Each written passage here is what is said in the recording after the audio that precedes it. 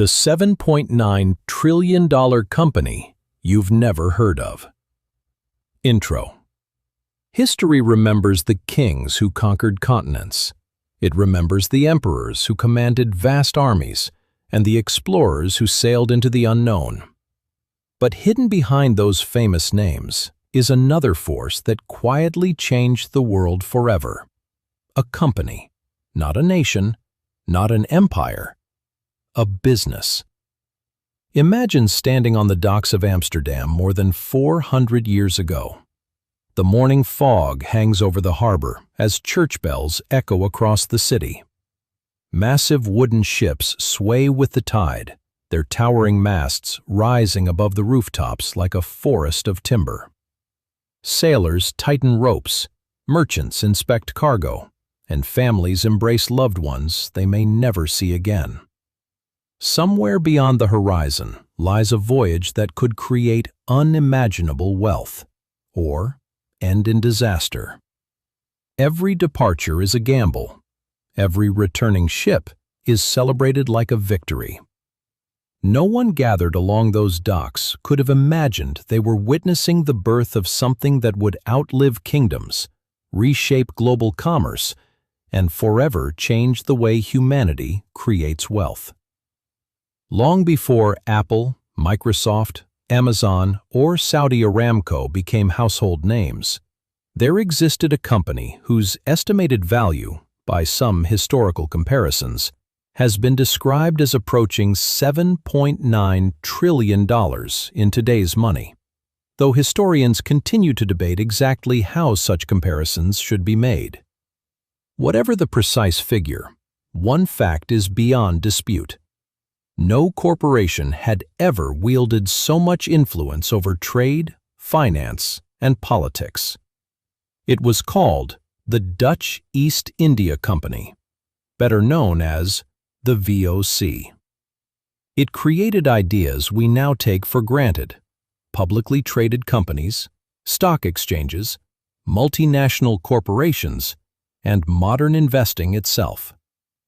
But behind its extraordinary success lay another story, one of ambition, monopoly, conquest, unimaginable fortunes, and devastating human cost.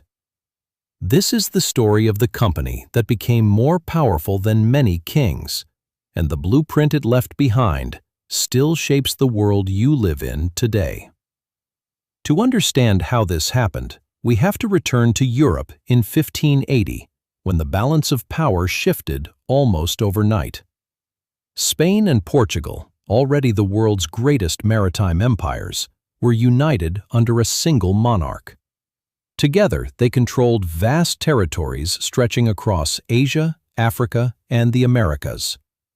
Their fleets dominated the oceans, their merchants controlled the spice trade, and their wealth seemed almost limitless. For the Dutch, this was more than a political event.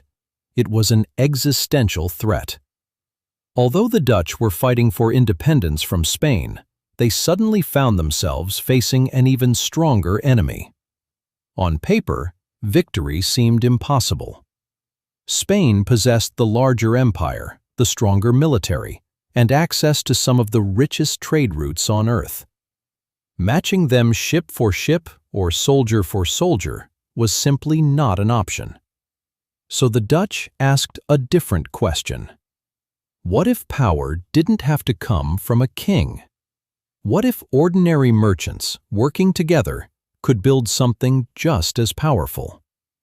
Instead of relying on royal treasuries or inherited wealth, they turned to private capital. In 1602, 7 competing Dutch trading companies merged into a single enterprise unlike anything the world had ever seen. The Verenigde Oost-Indische Compagnie, or the Dutch East India Company, better known as the VOC. On the surface, it looked like another trading company sailing east in search of spices. But beneath that simple description was a revolutionary idea. This wasn't merely a business buying and selling goods. It was an entirely new kind of institution, one that would eventually negotiate treaties, establish colonies, build fortresses, command fleets, maintain private armies, and influence the fate of nations. The VOC wasn't replacing kings. It was quietly discovering another way to compete with them. The powers granted to the VOC were unlike anything the world had ever entrusted to a private company. It could negotiate treaties with foreign rulers, establish colonies, build forts, mint its own coins, command armed fleets, and maintain private armies. Those weren't the powers of merchants. They were the powers of a sovereign nation. The Dutch government understood that defeating Spain required more than courage. It required an institution capable of projecting Dutch influence thousands of miles from Europe without constantly relying on the state. The VOC became that instrument. It carried the Dutch flag across the oceans, but it also carried something even more revolutionary: the belief that commerce could become a weapon of national power. Yet the company's greatest innovation wasn't found aboard its ships. It was found in the way it raised money. Before the VOC, dangerous overseas expeditions were usually financed by wealthy merchants or royal families, willing to gamble enormous fortunes on a single voyage. If a ship sank in a storm or disappeared into the vastness of the ocean, that investment could vanish forever. The VOC introduced an entirely different model. In 1602, it invited ordinary Dutch citizens to purchase shares in the company through what historians widely recognize as the world's first public offering. For the first time, people from different backgrounds could own a small piece of a global enterprise. They weren't buying spices, they were buying the future. Those shares could later be sold to someone else, allowing ownership itself to become something valuable. It was a simple idea, but it changed history forever. As more people invested, Amsterdam became the center of an extraordinary financial experiment. Buyers and sellers gathered to trade shares, creating what many historians consider the world's first permanent stock exchange. Alongside it came another breakthrough that quietly removed one of the greatest fears of investing. If a voyage failed or a ship never returned, shareholders could lose only the money they had invested, not their homes, businesses, or family savings. Today, we know this principle as limited liability, and it remains one of the foundations of modern capitalism.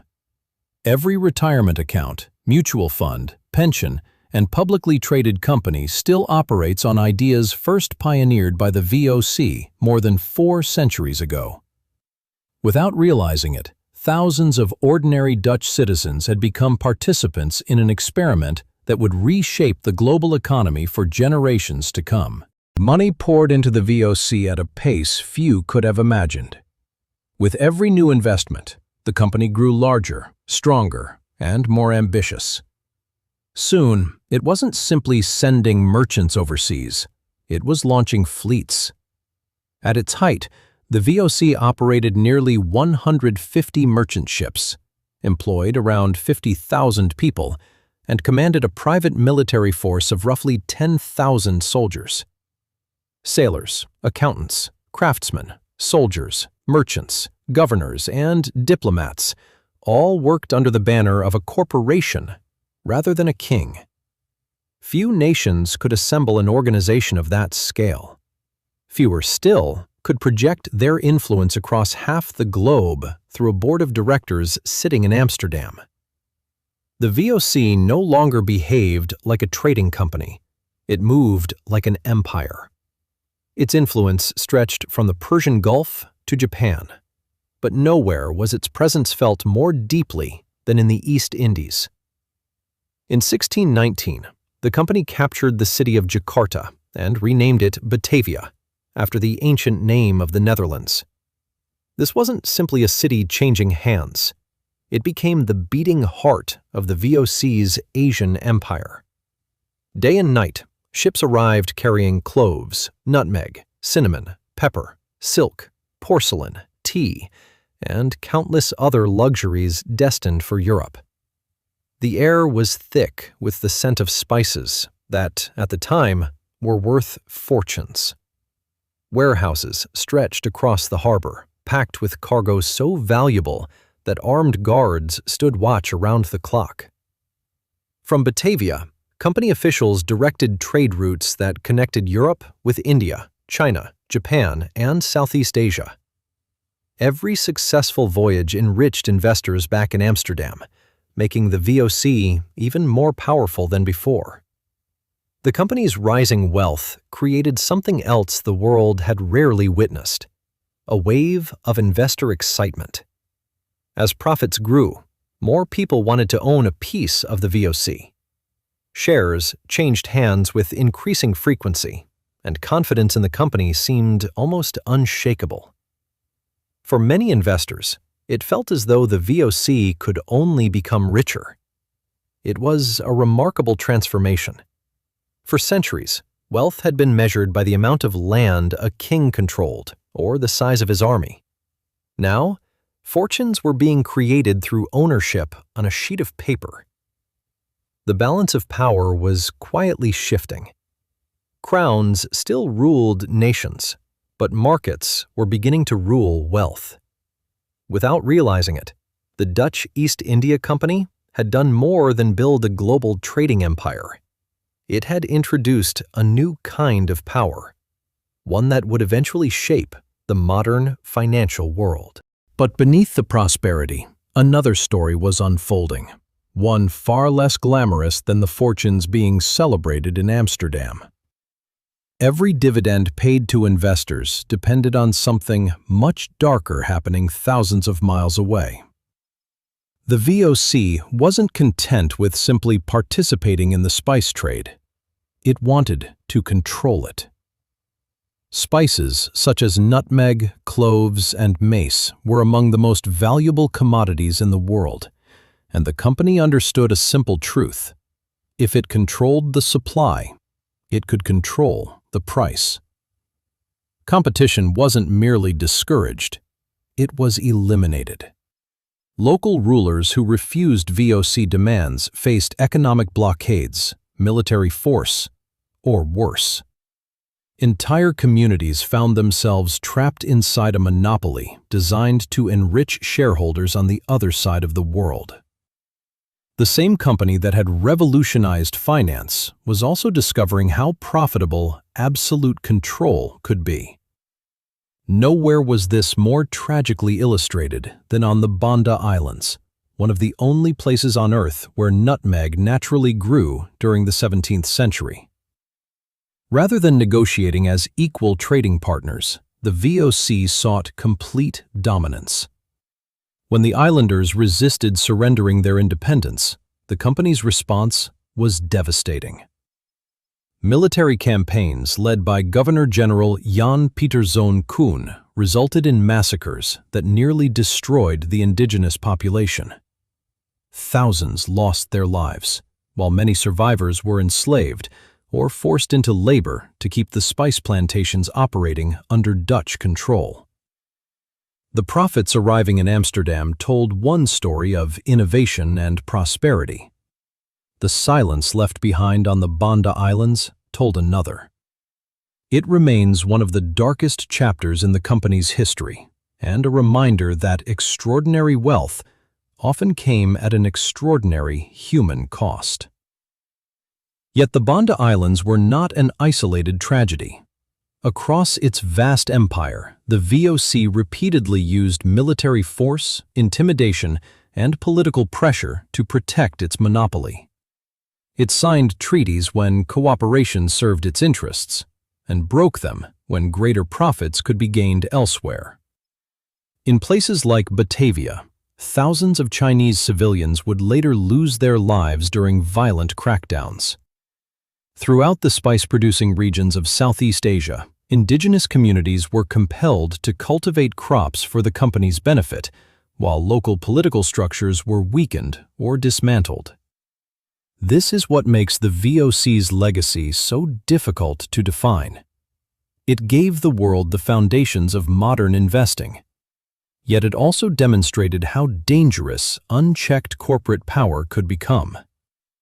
The company had proven that commerce could build an empire, but it had also shown that when profit becomes the highest priority, humanity is often the first thing sacrificed. For nearly 2 centuries, the Dutch East India Company appeared unstoppable. Its ships crossed the world's oceans with remarkable precision. Warehouses overflowed with spices, silk, tea, porcelain, and precious goods from Asia. Investors continued buying shares, convinced they were part of an enterprise that could only grow richer. Amsterdam had become the financial heart of Europe, and the VOC stood at its center. It had accomplished something no company before it had ever achieved. It convinced ordinary people that wealth no longer had to come from land, noble titles, or royal inheritance. It could be created through ownership. The company had transformed investing into an engine capable of financing global expansion on a scale previously reserved for kingdoms. It seemed as though the future belonged to the corporation. But history has a way of exposing every weakness. The same organization that had revolutionized global commerce gradually became a victim of its own success. Governing an empire that stretched across continents proved far more difficult than building one. Messages often took months to travel between Amsterdam and Asia. Decisions that once could be made quickly became trapped in layers of bureaucracy. Company officials, operating thousands of miles from oversight, increasingly placed personal fortunes ahead of the company's future. Corruption quietly spread through the organization. Bribes became common. Resources were mismanaged. Governors enriched themselves while investors back home believed everything remained under control. The machine that had once operated with extraordinary efficiency was slowly beginning to grind against its own weight. As these internal problems grew, the world around the VOC was changing just as rapidly. Britain and France were expanding their own trading empires, challenging Dutch dominance across the seas. Wars became longer and more expensive. Maintaining private armies, protecting distant colonies, and defending trade routes demanded enormous sums of money. At the same time, global markets were evolving. The monopoly that had once guaranteed extraordinary profits no longer held the same power it once did. Rivals became faster, more flexible, and increasingly difficult to suppress. Few investors could see it at the time, but the greatest corporation the world had ever known was beginning to suffer from the same flaw that has humbled countless empires throughout history. It had grown so large that adapting became almost impossible. The company that had taught the world how to build lasting wealth was quietly drifting toward a collapse almost no one believed could happen. By the closing years of the 18th century, the warning signs could no longer be ignored. The company that had once dominated global trade was now struggling under the weight of debt, corruption, and endless military expenses. Ships still sailed, but many returned with shrinking profits. Maintaining distant forts, paying soldiers, and protecting monopolies had become enormously expensive, while competition from Britain and France continued to erode the VOC's dominance. Investors, who had once believed the company was untouchable, slowly began to lose confidence. It was a sobering reminder that even the greatest institutions are not immune to decline. The Dutch East India Company had mastered expansion, but it had never truly learned how to manage an empire that had grown beyond anyone's imagination. In 1799, after nearly 2 centuries of operation, the Dutch government officially dissolved the VOC and assumed control of its debts, possessions, and overseas territories. The world's first multinational corporation was gone. The fleets that had once filled Amsterdam's harbor gradually disappeared. The boardrooms that had directed a global empire fell silent. Yet the company's greatest achievement had never been its ships or its spice trade. those belonged to history. Its true legacy was something far more enduring. The financial system it pioneered refused to die with it. Publicly traded companies, stock exchanges, transferable shares, limited liability, and the idea that millions of strangers could collectively finance extraordinary ventures all survived the company's collapse. The empire ended, but its blueprint did not. That may be the greatest irony of all. Today, people recognize names like Rockefeller, Rothschild, J.P. Morgan, Warren Buffett, Apple, Microsoft, and Amazon as symbols of wealth and capitalism. Yet every one of them operates within a system whose foundations were laid centuries earlier by a company most people have never heard of. The VOC did not simply become one of history's richest corporations. It changed humanity's relationship with money itself.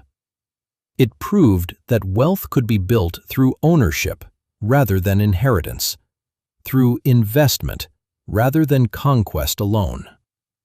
But it also exposed the dangers of concentrating extraordinary economic power in the hands of a single institution. Innovation brought prosperity. Unchecked power brought suffering. 400 years later, the world continues to benefit from one side of that legacy, while still wrestling with the consequences of the other. More than 400 years have passed since the Dutch East India Company first invited ordinary people to invest in its future. Its ships have long disappeared from the world's oceans. Its forts have become museums, ruins, or reminders of another age. Its flag no longer flies over distant trading posts. Yet every weekday, when stock exchanges open in New York, London, Tokyo, Hong Kong, or Amsterdam, a small part of the VOC quietly lives on. Every time someone buys a share, contributes to a retirement account, or becomes part owner of a publicly traded company, they are participating in a financial system whose foundations were first laid in the Netherlands in 1602. The world's most powerful corporation disappeared centuries ago, but the ideas it created never did. Perhaps that is the company's greatest achievement and its greatest warning. The VOC proved that a corporation could become wealthier than kingdoms, command armies, shape governments, and influence the lives of millions without ever wearing a crown. It also proved that extraordinary innovation, when left without accountability, can produce extraordinary consequences. The same company that transformed global commerce also left behind stories of conquest, monopoly, and human suffering that are still remembered today. Its history is neither entirely heroic nor entirely tragic. It is both. And perhaps that is why the VOC continues to fascinate historians more than 4 centuries later. So the next time you hear about billion-dollar corporations or watch financial markets rise and fall, remember this forgotten company from Amsterdam. Before Wall Street, before Silicon Valley, before the world's largest corporations competed for global dominance, there was the Dutch East India Company. It didn't simply build one of history's greatest fortunes. It designed a system that still shapes the modern world. And perhaps the most remarkable part of its story is this: the company itself vanished, but the rules it wrote continue to govern economies, influence nations, and affect billions of lives every single day. If you enjoyed uncovering one of history's greatest forgotten stories, subscribe to Tilt and Chill. Every week, we journey into the world's most fascinating places, forgotten empires, hidden mysteries, and remarkable true stories that continue to shape our lives in ways most people never realize. Until next time, stay curious, because history's greatest secrets are often hiding in plain sight.